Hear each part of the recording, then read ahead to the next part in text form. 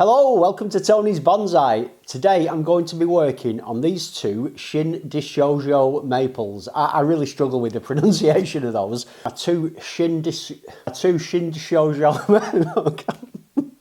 Hello, welcome to Tony's Bonsai. Today I'm going to be working on my two Shin Deshojo.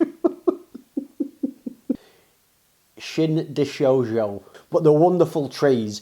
Beautiful pink colour, even more beautiful than a normal Deshojo in the spring. So let's take a closer look and see what they look like.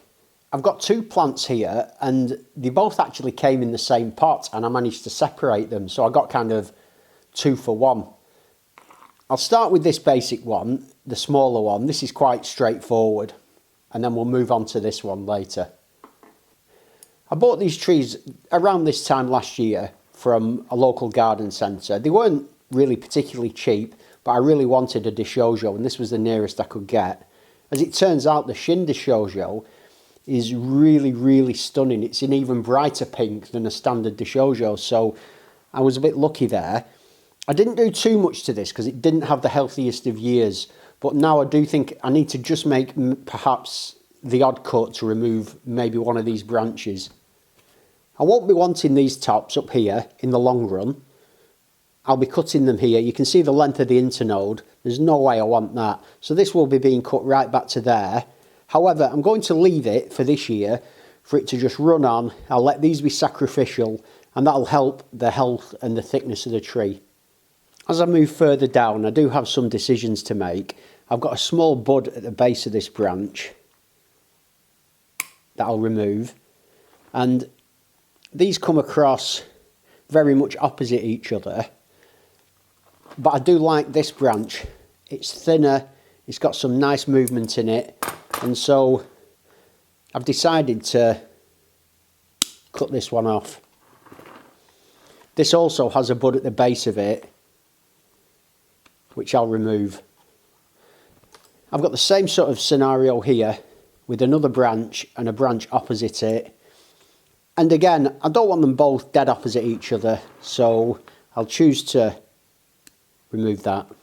And that's all I'll do with this tree for the time being. That can just go out now, hopefully have a really nice, healthy year. And we'll see where we are with that later in the summer. Now on to this proper half of the tree.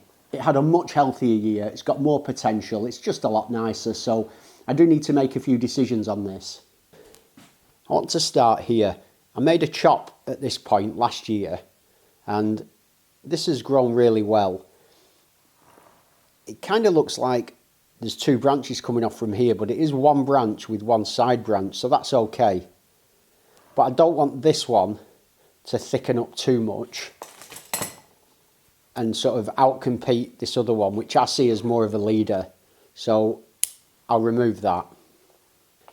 This primary branch is really nice. It's got some nice delicate branching up here, but it's too long.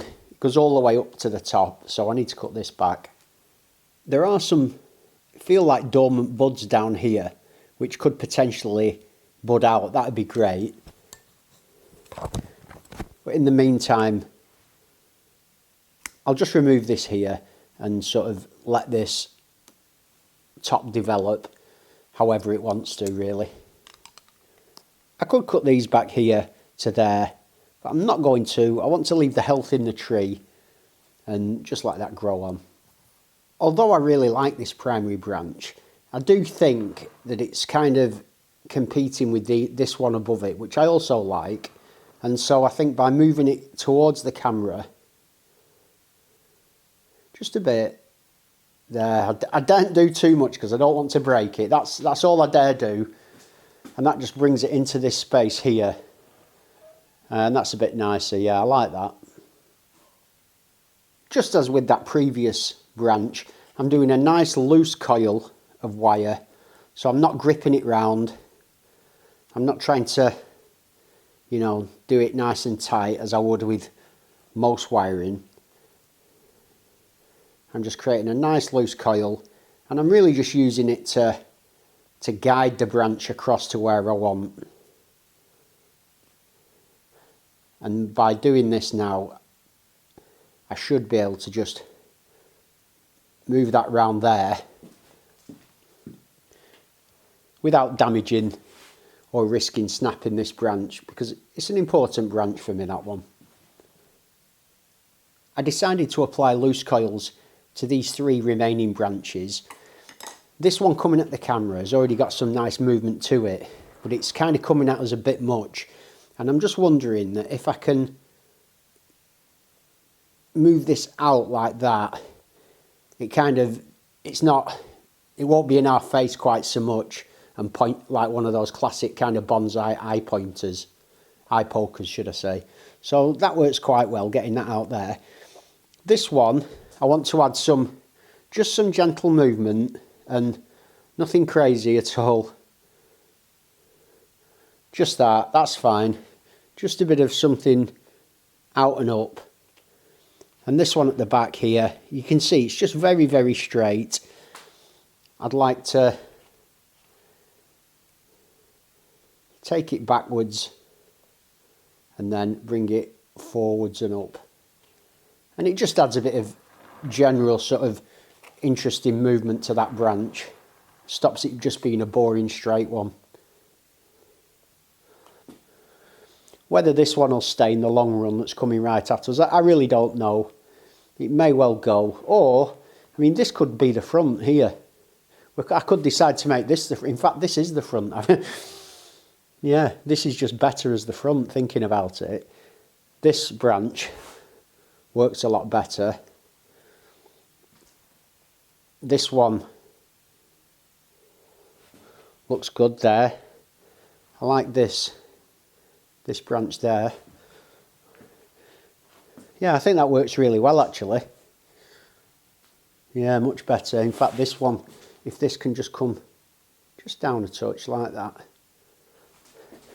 that works well.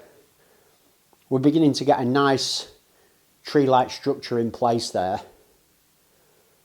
What I would think though is a lot of these branches kind of come quite horizontal and then up, and this one not so much. So I am wondering if that could just go out a touch like that, just to make it fit in with the other branches a bit more. Excellent. As I rotate it, I think it looks quite good from all angles.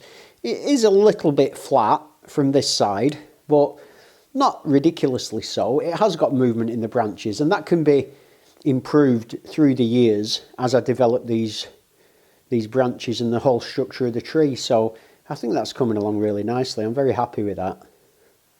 Even though I've applied very loose coils of wire around these branches, I will still be keeping a very close eye on them. I don't want them to mark and scar this tree. So they'll probably be coming off in sort of mid to late spring, but I'll be definitely keeping track of it. If you want to follow the progress of this tree and see how it develops, you know what to do.